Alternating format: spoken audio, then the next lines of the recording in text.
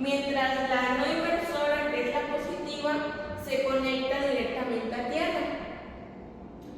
La salida del voltaje de salida de la primera etapa es una señal invertida y amplificada.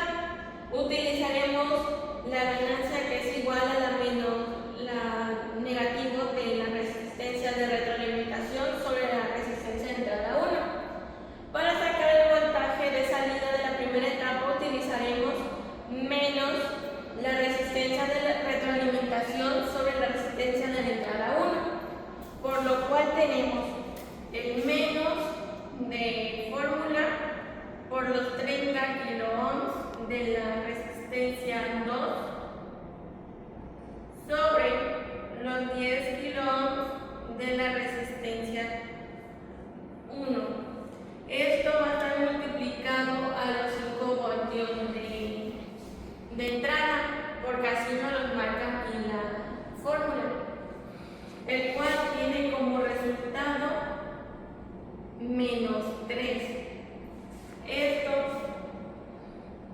Este resultado es directamente solamente de esta parte, de menos 3.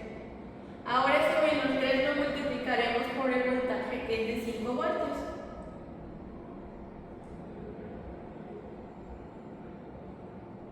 Lo cual nos da un resultado de menos 15 voltios. Tenemos el resultado de la etapa 1, que es una salida de menos 15 voltios. Como siguiente tenemos la resolución de la etapa 2. En esta etapa es un sumador inversor ponderado. Sus entradas son la señal de entrada original, que es el voltaje de 5 voltios, y la salida de la primera etapa de voltaje de salida de la primera etapa. Y la terminal inversora positiva está conectada a tierra, así como la podemos ver aquí. Esta, que es la terminal no inversora positiva, está conectada a tierra, mientras que la negativa está conectada aquí arriba.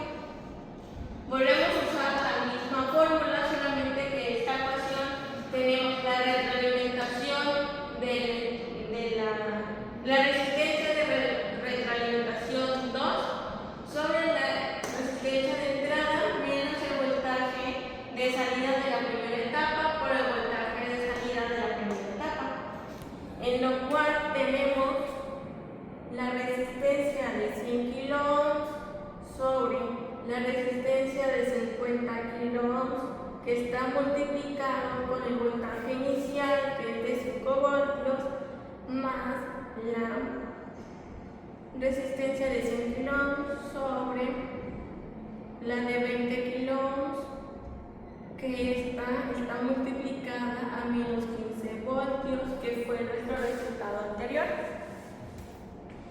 Resolviendo todo esto, tenemos un resultado de menos 2 de esto multiplicado a los 5 voltios, sumando los 5 que dan aquí, y esto multiplicado a los menos 15 voltios.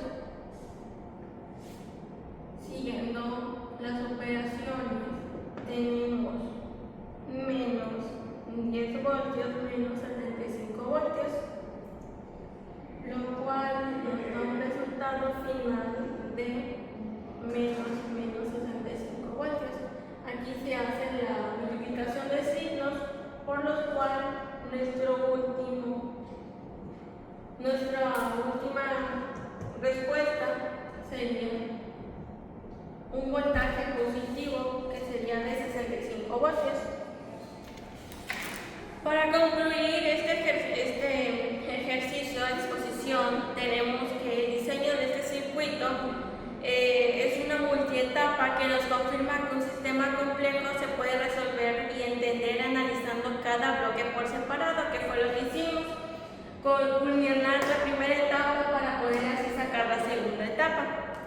Lo logramos construyendo un sumador y restador ponderado utilizando integrados de LM74 en donde demostramos que la amplitud final de cada señal de entrada se puede manipular de forma independiente simplemente cambiando el valor de su resistencia correspondiente. Sería todo.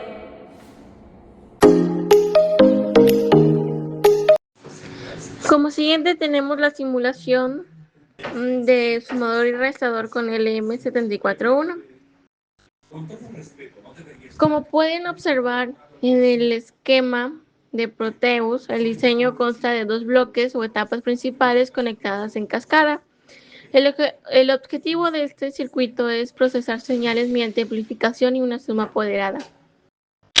Comenzaremos analizando la primera etapa, configurada con un amplificador inversor. Aquí introducimos una señal de entrada de 5 voltios al utilizar una resistencia de retroalimentación de 30 kΩ y una de 10 kΩ. El amplificador nos da una ganancia de -3, por lo tanto el voltaje de salida de esta primera etapa es de -15 voltios, exactamente como lo marca nuestro primer voltímetro. Como siguiente tenemos la señal procesada pasa para la segunda etapa. Este bloque es nuestro nodo mezclador y está configurado como un sumador inversor. Aquí combinamos dos señales, los 5 voltios de la fuente original que entran por la parte superior y los -15 voltios que acabamos de generar en la primera etapa. Como siguiente, cada señal es afectada por su respectiva resistencia de entrada de 50 y 20 kΩ y por la resistencia de retroalimentación final, que es de la de 100 kΩ, en lo cual si aplicamos la fórmula del sumador inversor para estos valores, matemáticamente nos da un resultado de positivo, o sea, más 25 voltios, o sea, un voltaje positivo. Como lo podemos observar,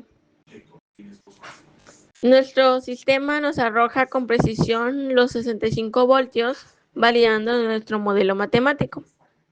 Un detalle técnico y muy importante que corregí durante el ruteo de este circuito fue cuidar la polaridad de la retroalimentación. Inicialmente hubo un error de conexión donde la señal entrada al pin 3, lo cual me generaba una retroalimentación positiva y saturaba el sistema, convirtiéndolo en un circuito disparador. Al rutear correctamente todas las entradas hacia el pin 2, que es la entrada inversora, aseguramos que el amplificador se mantuvo en una zona lineal para sumar correctamente. Y para concluir esta simulación, podemos observar que la simulación nos confirma que podemos controlar la amplitud de diferentes señales de forma independiente con solo ajustar las resistencias.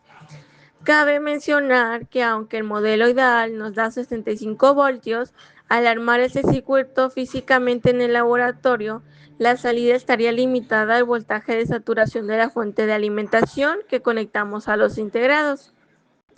Y pues esto sería todo por mi parte.